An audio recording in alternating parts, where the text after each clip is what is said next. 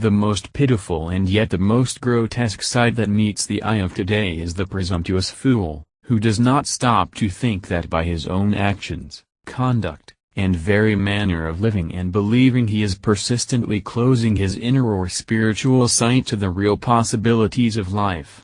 These are concealed from him, because he has never developed his inner or soul sight sufficient to realize or know that the most valuable asset in life is to know thyself and to see with the inner or spiritual sight. As you will delve into Hindu and Egyptian ancient mysteries, the spirit world will open before you.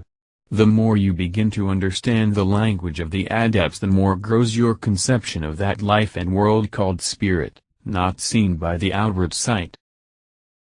Modern science or materialism attempts to prove that man is an animal. The teachings of the adepts show that he may be a god. Modern science invests him with the power to lift his own weight. Ancient science or occult philosophy invests him with the power to control the destiny of the world. Modern science allows him to live for a very limited number of years. Ancient science teaches that he always existed, and will never cease to exist if he desires to live. Modern science deals with the instrument that the real man uses as long and as often as he comes into relationship with the world of phenomena, and she mistakes that instrument for the man. The adepts show you the true nature of the essential man, to whom one earthly existence is nothing more than one of the many incidents of his eternal spiritual career. Man's power to realize increases in proportion as this ethereal and celestial power of light penetrates his mind, and, developing his inner sight or spirit sight, it may enable him to see and perceive that which he interiorly thinks, just as if it were objective and external. Spirit being unity and independent of our ideas of space, and all men having therefore essentially the same spirit, the soul of men existing at places widely distant from each other may thus enter into communication, aka telepathy, and converse with each other exactly in the same manner as if they had met in their physical bodies.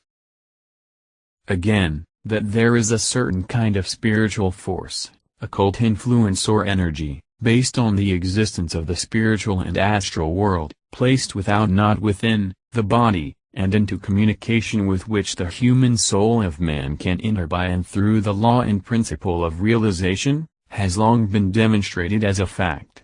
That these invisible forces, evil spirits who are earth-bound and exist in the astral body, can control a man and break him down as easily as the fearful hurricane sweeps all before it, striking him in 1,000 places at the same time, without his being able to perceive the invisible foe or being able to protect himself, is also proven. But that these forces may be dominated and invoked so that they will obey the thoughts, answer to the voice and understand the meaning of traced signs, is what many cannot realize and what their reason rejects, yet this also is capable of being demonstrated and proven.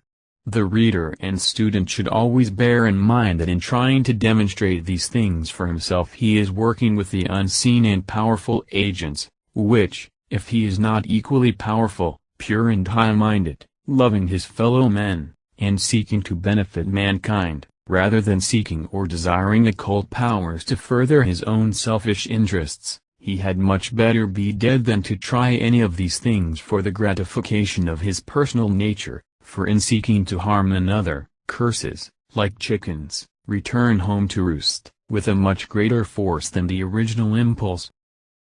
Man does not know himself, therefore he does not understand the things of the invisible world. Each man has the essence of the divine, spiritual, within himself. He possesses one kind of knowledge as much as another, and he who does not find that which is in him, he cannot truly say he does not possess it. Only he is not as yet capable of successfully seeking it. Therefore, in seeking, always bear in mind true growth rests in the capacity of the human soul and the human will to comprehend spiritual truths, and not by basing its conclusions upon external appearances caused by the illusion of the senses or of selfish purposes. The Hindus were the first magicians, for by their high and excellent knowledge they knew that the occult power which was promised was born in all men. Therefore, let no one be offended at the venerable and sacred title of magician or adept, a title which every wise man merits while he pursues that path which the masters themselves trod, viz., humility, charity, mercy, fasting, etc. And, again, men should be wise as serpents, and harmless as doves.